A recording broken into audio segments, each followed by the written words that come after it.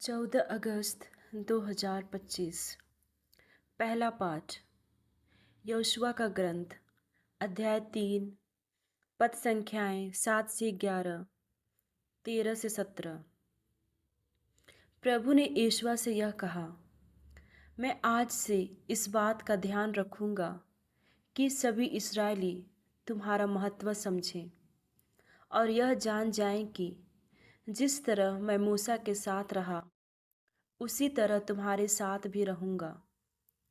तुम विधान की मंजूषा ढोने वाले पुरोहितों को यह आदेश दोगे, जब तुम लोग यरदन नदी के तट पर पहुँचो तो नदी में ही खड़े हो जाओ। इसके बाद यहोशुआ ने इस्राएलियों से कहा, यहाँ आओ और अपने प्रभु ईश्वर का आदेश सुनो। यहोशुआ ने कहा, अब तुम जान जाओगे कि जीवंत ईश्वर तुम्हारे बीच है और तुम लोगों के सामने से कनानियों को निश्चय ही भगा देगा। समस्त पृथ्वी के प्रभु के विधान की मंजूषा तुम लोगों से पहले यरदन पार करेगी। 12 व्यक्तियों को चुन लो, हर एक वंश में से एक व्यक्ति को। ज्यों ही समस्त पृथ्वी के प्रभु के विधान की मंजूषा ढोने वाले पुरोहित यरदन नदी के पानी में पैर रखेंगे, त्यों ही ऊपर से बहने वाला पानी थम जाएगा और ठोस पुंज जैसा हो जाएगा। जब इस्राएली अपने तंबू उखाड़कर यरदन को पार करने निकले तो विधान की मंजूषा ढोने वाले पुरोहित उनके आगे आगे चले। ज्यों ही मंजूषा ढोने वाले पुरोहितों ने यरदन के पास जाकर पानी में पैर रखा, कटनी के समय यरदन का पानी उमड़कर तट पर फैल जाता है, त्यों ही ऊपर से बहने वाला पानी थम गया और सारतान के पुंज जैसा बन गया। अराबा के समुद्र अर्थात लवण समुद्र की ओर उतरने वाला पानी बह निकला और इस प्रकार इस्राएली यरीहो के सामने पार उतरे। जब इस्राएली सूखे पांव उस पार जा रहे थे तो प्रभु के विधान की मंजूषा ढोने वाले पुरोहित यरदन के बीच के सूखे तल पर तब तक खड़े रहे जब तक सभी लोग यरदन के उस पार नहीं पहुँचे। प्रभु की वाणी। संत मत्ती के अनुसार पवित्र सुसमाचार, अध्याय 18, पद संख्याएं 21 से अध्याय 19, पद संख्या 1।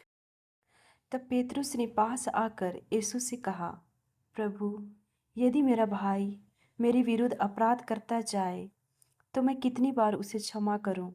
7 बार तक?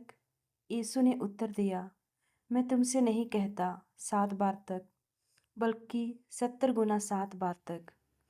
यही कारण है कि स्वर्ग का राज्य उस राजा के सदृश है जो अपने सेवक से लेखा लेना चाहता था।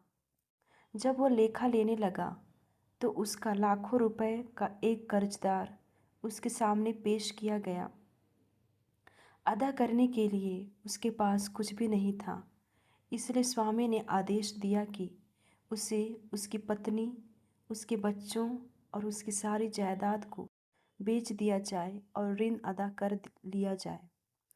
इस पर वह सेवक उसके पैरों पर गिरकर अनुनय विनय करने लगा, मुझे समय दीजिए, मैं आपको सब कुछ चुका दूंगा। उस सेवक के स्वामी को तरस हो आया और उसने उसे जाने दिया और उसका कर्ज माफ कर दिया। जब वह सेवक बाहर निकला तो वह अपने एक सहसेवक से मिला जो उसका लगभग 100 रुपये का कर्जदार था। उसने उसे पकड़ लिया और उसका गला घोट कर कहा, अपना कर्ज चुका दो। सहसेवक उसके पैरों पर गिर पड़ा और यह कहकर अनुनय विनय करने लगा, मुझे समय दीजिए, मैं आपको चुका दूंगा। परंतु उसने नहीं माना और जाकर उसे तब तक के लिए बंदीगृह में डलवा दिया जब तक वह अपना कर्ज न चुका दे। यह सब देखकर उसके दूसरे सहसेवक बहुत दुखी हो गए और उन्होंने स्वामी के पास जाकर सारी बातें बता दी। तब स्वामी ने उसे सेवक को बुलाकर कहा, रे दुष्ट सेवक, तुम्हारी अनुनय विनय पर मैंने तुम्हारा वह सारा कर्ज माफ कर दिया था। तो जिस प्रकार मैंने तुम पर दया की थी, क्या उसी प्रकार तुम्हें भी अपने सहसेवक पर दया नहीं करनी चाहिए थी? और स्वामी ने क्रुद्ध होकर उसे तब तक के लिए जल्लादों के हवाले कर दिया जब तक वह कौड़ी कौड़ी न चुका दे। यदि तुम में हर एक अपने भाई को पूरे हृदय से क्षमा नहीं करेगा, तो मेरा स्वर्गिक पिता भी तुम्हारे साथ ऐसा ही करेगा। अपना यह उपदेश समाप्त कर यीशु गलीलिया ले चले गए और यरदन के पार यहूदिया प्रदेश पहुँचे। प्रभु का पवित्र सुसमाचार। मनन चिंतन। आज के सुसमाचार में एक बार पुनः पेतरुस का सवाल प्रभु की महत्वपूर्ण शिक्षाओं में से एक के लिए कारण बनता है। इस सवाल के कारण प्रभु ने हमें यह सिखाया कि जिस तरह पिता ईश्वर की क्षमाशीलता असीम है, उसी तरह हमें भी दूसरों के प्रति क्षमाशीलता दिखाने में कोई कंजूसी नहीं करनी है।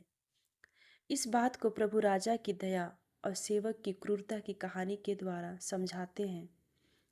राजा ने सेवक का बहुत बड़ा कर्ज माफ कर दिया था।